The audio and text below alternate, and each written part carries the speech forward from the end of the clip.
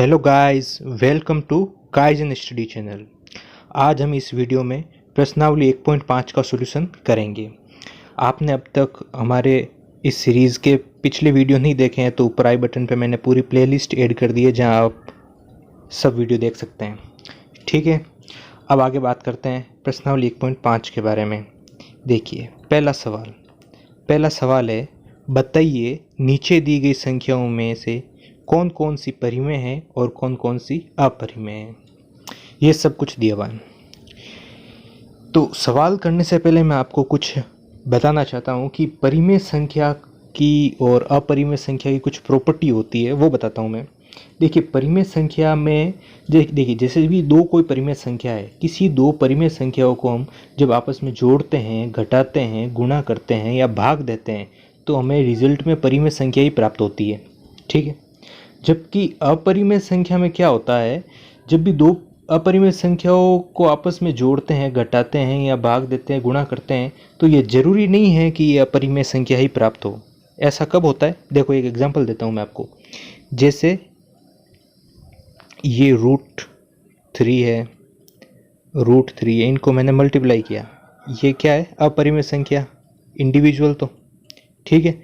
लेकिन जब इसको हमने मल्टीप्लाई किया तो हमें रिजल्ट क्या मिला, 3, जो कि क्या है, परिमेय। ठीक है ना। एक और देखो, जैसे √2 है, इसको डिवाइड कर दिया तो √2 से √2 गया, पीछे क्या बचा, 1। 1 क्या है, परिमेय है। ऐसा लिख सकता हूँ मैं P/Q के रूप में, तो ये परिमेय प्राप्त हो गई। जबकि √2 अपने आप में क्या था, अपरिमेय। एक और जैसे √17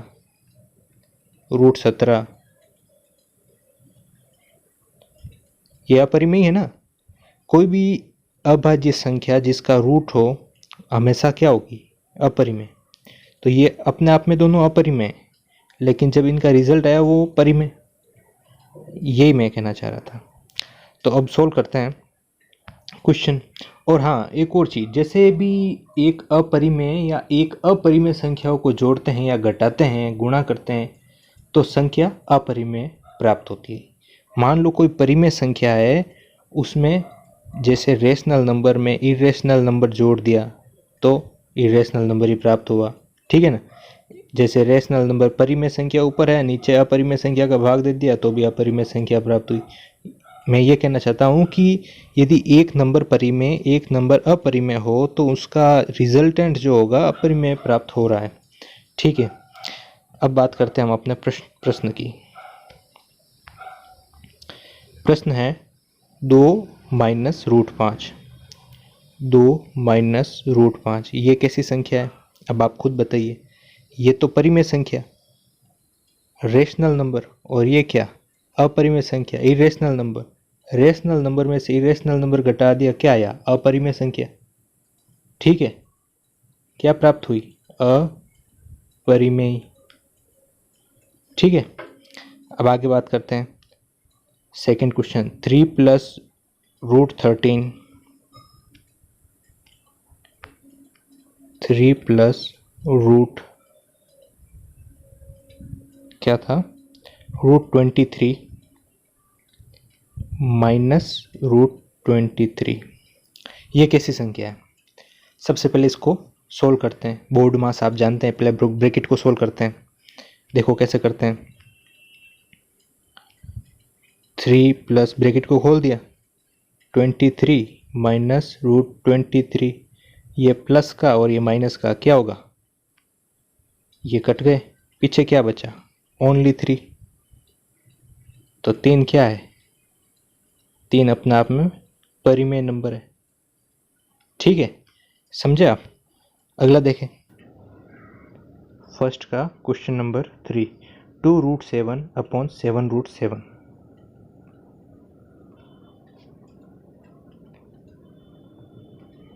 2√7/7√7, 7 से 7 कैंसिल हुआ, 2/7। ठीक है, अब इसको सोल्व करते हैं तो हमें रिकरिंग डिजिट प्राप्त हो जाएगी, मतलब जिसमें आवर्ती होगी। ठीक है, तो कैसी संख्या हो गई, परिमेय। अगला है 1/√2। अब 1/√2 कैसी है? 1/√2।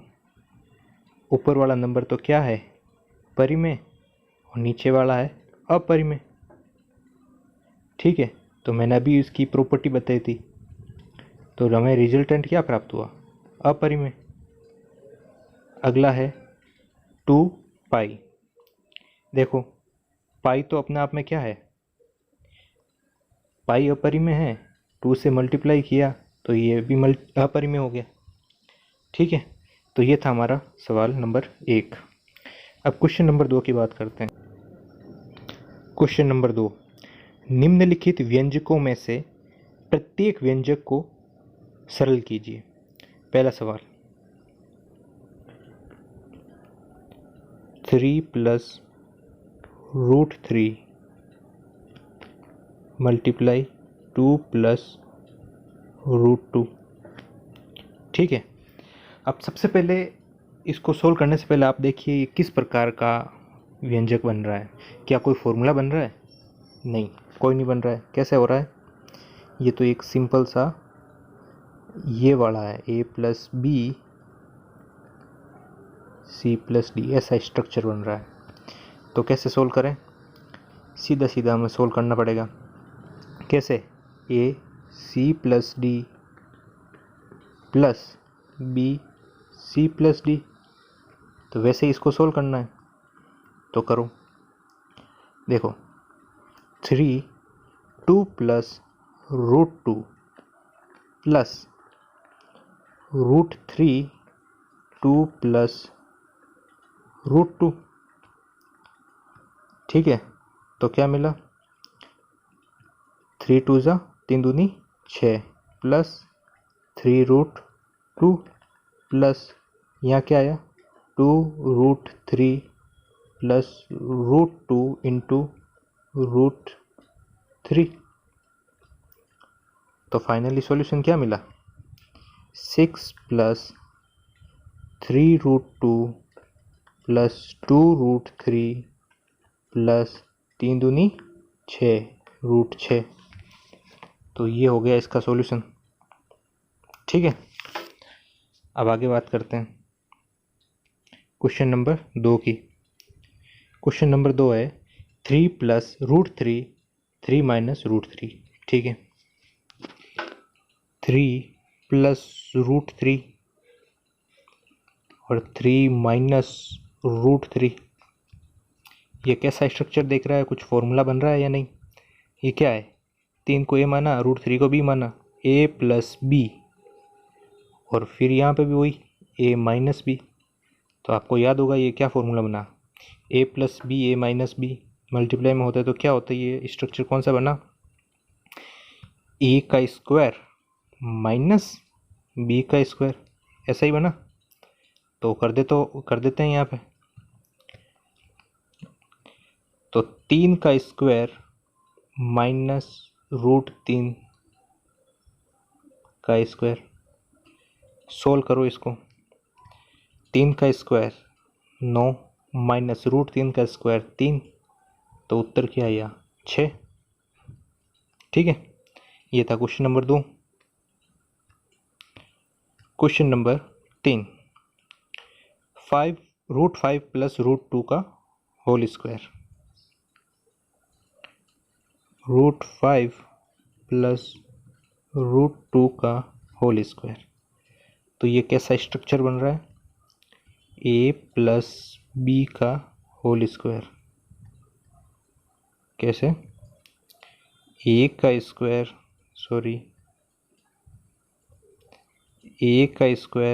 प्लस b का स्क्वायर प्लस 2ab, ऐसा ही बन रहा है। तो इसको सोल्व करते हैं। √5 का स्क्वायर प्लस √2 का स्क्वायर प्लस 2√5 इंटू √2। ठीक है, अब सोल्व करते हैं इसको। √5 का स्क्वायर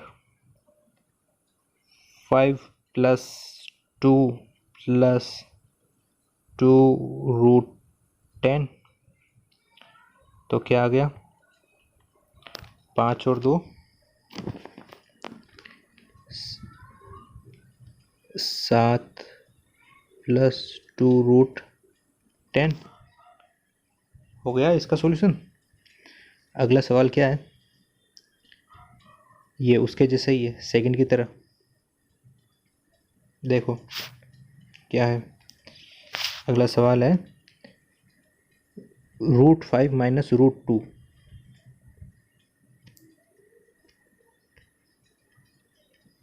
√5 माइनस √2 और √5 प्लस √2। अब बताओ कैसा बन रहा है ये स्ट्रक्चर। ठीक है, कैसा बन रहा है, वही a प्लस ए का स्क्वायर प्लस बी का ए का स्क्वायर माइनस बी का स्क्वायर वाला ही बन रहा है, क्योंकि यहाँ पे क्या है, ये है a, ये है b, तो क्या सिचुएशन बनी, a माइनस बी और a प्लस बी, तो इसे हम लिख सकते हैं a का स्क्वायर माइनस बी का स्क्वायर। तो यहाँ करते हैं, तो √5 का स्क्वायर 5 मैं सीधा कर देता हूँ, माइनस √2 का स्क्वायर 2, आंसर क्या आ गया 3। तो क्वेश्चन नंबर 2 भी हो गया। अब बात करते हैं क्वेश्चन नंबर 3 की। क्वेश्चन नंबर 3, आपको याद होगा कि पाई को एक वृत्त की परिधि मतलब सी मान लेते हैं और उसके व्यास को डी मान लेते हैं, के अनुपात से परिभाषित किया जाता है, अर्थात pi is equal to C upon D. यह इस तथ्य का अंतर्विरोध करता हुआ प्रतीत होता है कि पाई अपरिमेय है। इस अंतर्विरोध का निराकरण आप किस प्रकार करेंगे। तो देखिए, ये हटा देता हूं मैं। देखो क्वेश्चन में क्या कहा गया है, ये वृत्त है, ठीक है, ये इसका डायामीटर d और ये सरकमफेरेंस c, और इसको इस तरह से बताया गया है c अपॉन डी है। तो आप जानते हैं पाई की वैल्यू क्या है, 22 अपॉन डी की वैल्यू क्या है 7। पाई क्या होता है 22/7, तो ये 22 है और ये 7 है। अब क्या है, देखो इसमें c और d ये खुद तो रेशनल नंबर है, लेकिन इसको c अपॉन डी के हिसाब से लिख के सोल्व करेंगे तो उत्तर क्या आ रहा है पाई, जो कि क्या है इरेशनल नंबर, अपरिमेय। इसका मतलब क्या है, या तो c या d या दोनों अपरिमेय होनी चाहिए, तभी तो पाई अपरिमेय आया। ये ऐसा क्यों होता है, क्योंकि हम इसको तो स्केल से बराबर नाप सकते हैं, डी को क्या इसको माप सकते हैं, मतलब इनकी एग्जैक्ट वैल्यू हमें नहीं मिल सकती, ये अप्रोक्स वैल्यू से काम चल रहा है, एग्जैक्ट वैल्यू नहीं पता, तो अप्रोक्स वैल्यू है, इसीलिए मतलब क्या हो रहा है, अंश या हर कोई ना कोई एक इरेशनल है, तभी तो पूरी संख्या इरेशनल आ रही है। तो कह सकते हैं कि ये कॉन्ट्राडिक्ट करता नहीं है, मतलब किसी तरह का वो अंतर्विरोध हो नहीं रहा है, क्योंकि वैल्यू अप्रोक्स ही मिलेगी, एग्जैक्ट नहीं मिलेगी। ठीक है, क्वेश्चन नंबर 4, संख्या रेखा पर रूट 9.3 को निरूपित कीजिए। देखो क्या करते हैं, इसके लिए ये संख्या रेखा बनाते हैं, संख्या रेखा का ये बिंदु A, ठीक है, और ये बिंदु मान लेते हैं O, इसकी लेंथ क्या हो गई 9.3। मैंने क्या किया, ये लेंथ आगे बढ़ा दी, थोड़ा सा आगे बढ़ा के मैंने यहाँ B लिख दिया, ये 1, ठीक है, OB की वैल्यू क्या हो गई 1। अब देखो अब क्या करना है, अब हमें इसका चाप काट के, मतलब ये जो है बिंदु B पर प्रकार रखा, आधे से ज़्यादा लिया और फिर चाप काटा, फिर ऐसे कैसे ए से चाप काटा, ठीक है, दोनों साइड में काट के हमने एक मिड पॉइंट बना दिया। मिड पॉइंट बना दिया। अब क्या करना है, अब हमें एक वृत्त खींचना है। तो वृत्त खींचा, एक सेकेंड, ये खींचा मैंने वृत्त, ठीक है। मैं अब क्या करता हूँ, थोड़ा सा आगे बढ़ा देता हूँ इसको, संख्या रेखा को, सी, ठीक है। अब क्या हो रहा है, हम क्या करते हैं, अब बिंदु ओ से 90 डिग्री का एक लेते हैं, 90 डिग्री की एक लाइन खींचते हैं। देखो एग्जैक्ट बन नहीं रही है, सीधी सीधी, ये सीधी है, आप समझ गए। ये वाला कोण जो है 90 डिग्री का है, ठीक है। तो अब क्या होगा, तो ये जो होगा ना, ये यहाँ से जब हमने चाप काटा और ये जो नंबर लाइन पे जो पॉइंट प्राप्त हुआ, इसको हमने सी नाम दिया। अभी मैंने कहा था आगे बढ़ा देते हैं, ये सी है, ठीक है। तो सी नाम दे दिया इसको। तो यही तो रूट 9.3 को रिप्रेजेंट कर रहा है, ये मैं कहना चाह रहा था, ठीक है। अब थोड़ा इसके बारे में एक्सप्लेनेशन कर देते हैं। देखो ये जो है, ये पॉइंट पी था, कौन सा, एक सेकेंड, ये पॉइंट, इसका भी नाम देना पड़ेगा ना, पाइथागोरस प्रमेय भी लगाएंगे अभी हम, ठीक है। और ये जो मिड पॉइंट था, इसका नाम क्या था, डी। तो अब देखो ये जो डी पी की वैल्यू है, ये डी पी बराबर डी बी है, ये क्या है, x प्लस 1 आदि तो है, x 9.3 माना था हमने, मैंने कहा ना, माना x इज इक्वल टू 9.3। तो क्या वैल्यू आ रही है, देखो इसकी वैल्यू आ रही है x प्लस 1/2, क्योंकि ये मिड पॉइंट था तो डिवाइड कर दिया। और ये जो ओ डी है, ओ कहाँ है, ओ ये रहा, ये ओ, ये ओ और ये डी, इसकी लेंथ क्या है, इसकी लेंथ है x माइनस 1। क्यों, क्योंकि ओ से बी की लेंथ 1 है, तो उसे एक कम कर दिया हमने, तो किसकी लेंथ आ गई, ओ डी अपॉन 2, ठीक है। अब पाइथागोरस प्रमेय के हिसाब से चलते हैं। पाइथागोरस प्रमेय से आप जानते हैं कि कर्ण का square is equal to O D, ये रहा देखो ओ डी, आधार का स्क्वायर प्लस लंब का स्क्वायर, परपेंडिकुलर का स्क्वायर, ठीक है।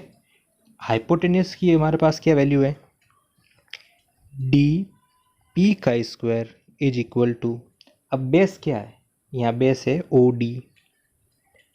डी का स्क्वायर प्लस, और परपेंडिकुलर क्या है, ओ पी का स्क्वायर। अब देखो, अब हमें निकालना क्या है, ये ओ पी की वैल्यू में निकाल दूं, वो निकल जाए तो वो प्रूफ भी हो जाएगा कि भाई ये वैल्यू आएगी जो, तो प्रूफ हो जाएगा कि क्या हुआ। देखो अब आगे क्या है, हमें ओ पी निकालना है, तो मैं सीधा ये लिख देता हूँ, ओ पी को इधर लेके आ जाता हूँ, ओ पी का स्क्वायर इज इक्वल टू, अब क्या कर रहे हैं, डी पी का स्क्वायर माइनस ओ डी का स्क्वायर, ऐसा लिख सकता हूँ मैं। अब देखो, अब हमें क्या करना है, वैल्यू लिखनी है सीधी, वैल्यू हमने ये पहले ही देख ली है, ये ये पहली दूसरी इक्वेशन हमने जो वैल्यू निकाली वो यहाँ पुट करनी है। देखो ओ पी का square is equal to D P. D P की वैल्यू क्या है, एक्स प्लस 1/2 का whole square minus X minus 1/2 का होल स्क्वायर। अब इसको आगे सोल्व करते हैं।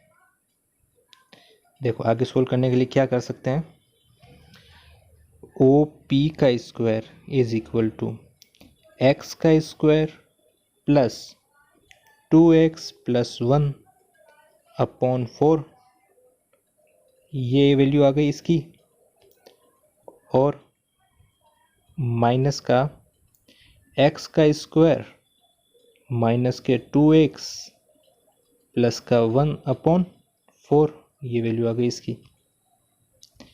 ठीक है, अब देखो आगे ओ पी का स्क्वायर इज इक्वल टू, अब इसको खुला कर देते हैं, एक्स का square plus 2x plus 1 minus X का square minus minus plus 2x minus plus minus 1/4। देखो क्या क्या कट रहा है, एक्स का स्क्वायर कटा, पेन चेंज करके काटता हूँ, एक्स का स्क्वायर कट गया प्लस माइनस, प्लस 1 और माइनस 1 कट गया, पीछे क्या बचा, पीछे बचा 2x प्लस 2x मतलब कि 4x। 4x/4 is equal to O P का स्क्वायर। अब क्या हुआ, 4 से 4 भी गया, तो फिर ओ पी की वैल्यू क्या आई, ओ पी की वैल्यू आएगी O P is equal to root of X. ठीक है ना, और ये आप जानते हैं, देखो मैं आपको ऊपर ले जाकर बताता हूँ, ओ पी, ये जो ओ पी था, ओ पी की वैल्यू जो है ये O P is equal to O C. ठीक है, तो ये हमारा प्रूफ हो गया ना, O P is equal to O सी।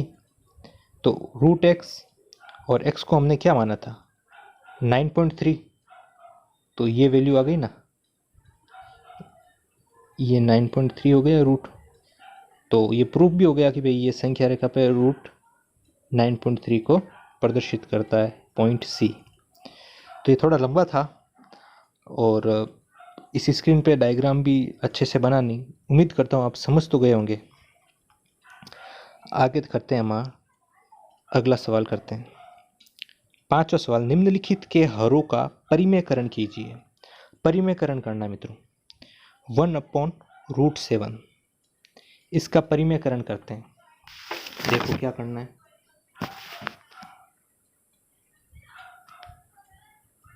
इसको हटा देता हूं मैं। 1/√7 हर का परिमेयकरण करना है, तो मैं अब इसमें अंश और हर में √7 से मैं मल्टीप्लाई कर देता हूँ। √7 से मल्टीप्लाई कर देता हूँ, कुछ फर्क पड़ेगा, कुछ नहीं। तो क्या हुआ, ये √7 और ये √7 मिलके क्या बन गया 7, और ये ऊपर क्या आ गया √7, तो ये हो गया परिमेयकरण। ठीक है, दूसरा है 1/√7 माइनस √6, 1/√7 माइनस √6।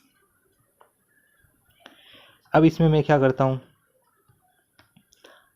इसके अपोजिट चिन्ह का मैं मल्टीप्लाई कर देता हूँ, परिमेयकरण करना है ना हर का, इसलिए √6, और यहाँ क्या हो गया √7 प्लस √6, कोई फ़र्क पड़ा नहीं पड़ा।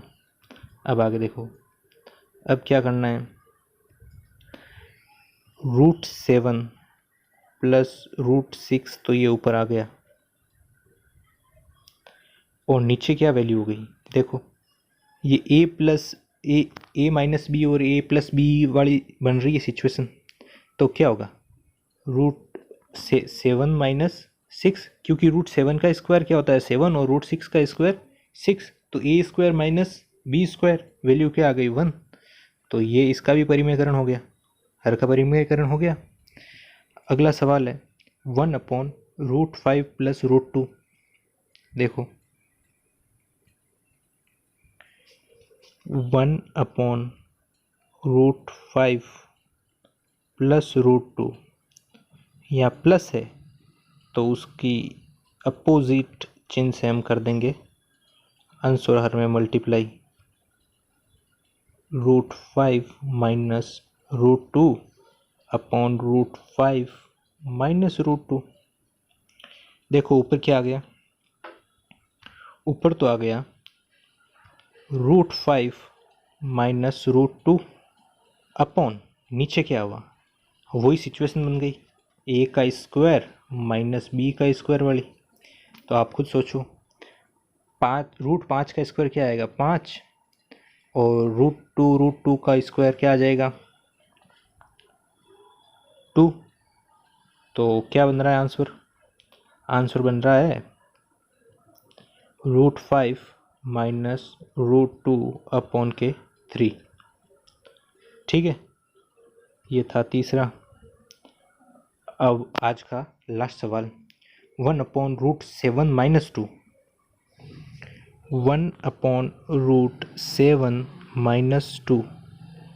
ठीक है, परिमेयकरण करना हर का, तो कर दिया हमने मल्टीप्लाई अपोजिट साइन के साथ अंश और हर में।